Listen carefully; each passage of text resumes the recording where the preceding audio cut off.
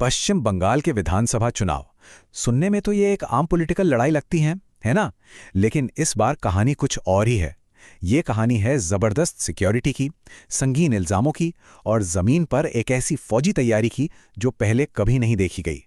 तो चलिए समझते हैं कि आखिर ये पूरा मामला है क्या।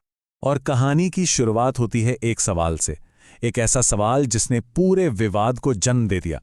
आखिर चुनाव से ठीक पहले देश के सारे सिक्योरिटी चीफ्स को बंगाल में एक खुफिया मीटिंग करने की क्या जरूरत पड़ गई?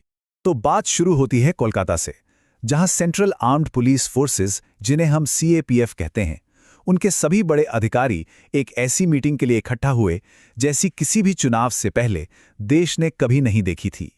सोचिए, CRPF, BSF, CISF, मतलब सभी फोर्सेस के चीफ एक ही छत के नीचे।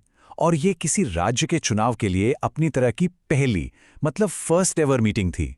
इसी बात ने इसे फौरन सुर्खियों में ला दिया। वैसे ऑफिशियल वजह यह बताई गई कि ये सब एक मजबूत टेक्नोलॉजी पर आधारित सिक्योरिटी सिस्टम बनाने के लिए हो रहा है। और ये सिर्फ बाहर की बातें नहीं हैं। खुद एक सीनियर CAPF अफसर ने इस मीटिंग को अभूतपूर्व कहा।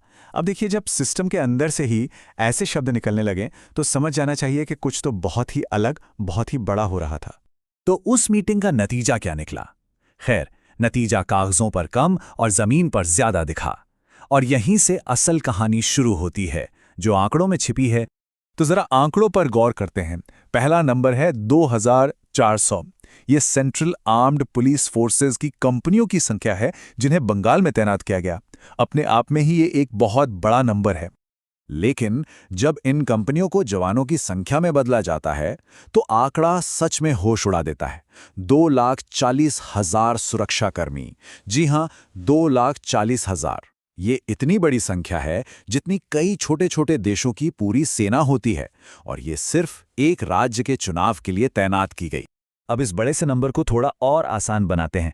इसका मतलब ये हुआ कि चुनाव के पहले फेज में हर 140 वोटर पर एक सुरक्षाकर्मी तैनात था। जरा सोचिए उस माहौल को जब कोई वोट डालने जा रहा हो। और अगर इसकी तुलना करें तो तस्वीर और साफ हो जाती है। देखिए, जब मणिपुर हिंसा की आग में जल रहा था तब वहां 29,000 जवान थे। बंगाल के ही पिछले चुनाव में करीब 84,500 जवान थे। और इस बार 2,40,000। सिर्फ इतना ही नहीं, जम्मू कश्मीर से खास बुलेट प्रूफ दंगारोधी गाड़ियां भी बंगाल भेजी गई। तो जाहिर है, जब इतनी बड़ी तैयारी होगी तो सवाल तो उठेंगे ही।